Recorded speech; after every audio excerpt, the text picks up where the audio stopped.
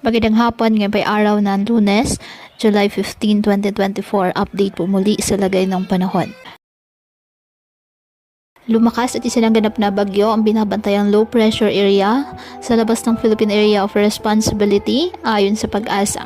Huli itong namataan sa kanluran ng Central Luzon.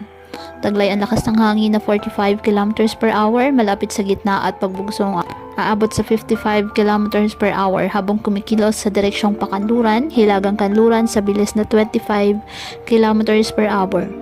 Wala naman itong direktang epekto sa bansa, ngunit papalakasin naman ito ang southwest monsoon o hanging habagat na magdadala ng mga pag-ulan sa Palawan, Mindoro, Western Visayas at malaking bahagi ng Mindanao. Samantala, isa na rin ganap na low pressure area ang cloud cluster sa silangan ng Davao City, Davao, Mindanao ayon sa Pag-asa.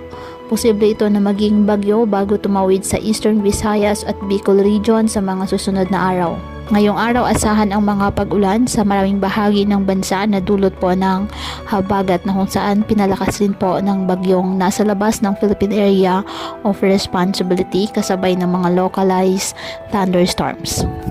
Kaya patuloy pa rin po natin na pinag-iingat ang ating mga kababayan sa banta po ng mga posibilidad ng pagbaha at pagguho ng lupa lalo na kapag may malalakas na ulan at ugaliin po na magdala palagi ng payong o kahit anong panangga sa ulan sa tuwing lalabas po ng ating mga tahanan. At yan po muna ang update sa lagay ng panahon ngayong araw.